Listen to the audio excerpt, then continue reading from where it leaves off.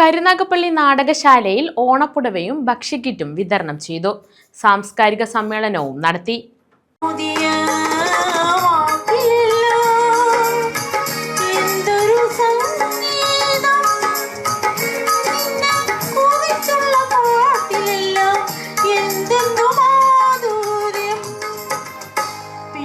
കരുനാഗപ്പള്ളി നാടകശാലയുടെ നേതൃത്വത്തിലാണ് ഓണപ്പുടവയും ഭക്ഷ്യക്കിറ്റ് വിതരണവും നടത്തിയത്. സാംസ്കാരിക സമ്മേളനവും ഇതോടനുബന്ധിച്ച് നടന്നു. ഗാന്ധിഭവൻ ചെയർമാൻ പുനലൂർ സോമരാജൻ ഉദ്ഘാടനം ചെയ്തു.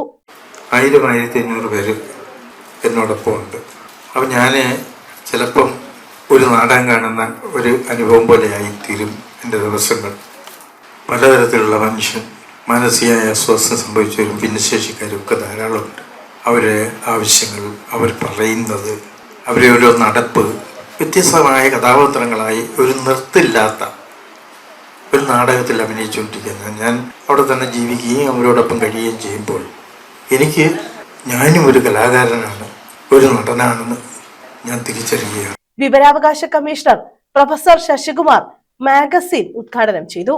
സൂസൻ കോടി, വലിയത്ത് ഇബ്രാഹിംകുട്ടി, പോണാൽ നന്ദകുമാർ, അരുൺ കോളശ്ശേരി, ജയചന്ദ്രൻ തൊടിയൂർ, ഡി മുരളീധരൻ, അബ്ബാമോഹൻ, സജീവ് മാമ്പറ, ഷാനവാസ് കമ്പിക്കീഴിൽ, നാടകശാല ഡയറക്ടർ കരുനാഗപ്പള്ളി കൃഷ്ണൻകുട്ടി, രത്നമ്മ ബ്രാഹ്മമുഹൂർത്തം എന്നിവർ പങ്കെടുത്തു.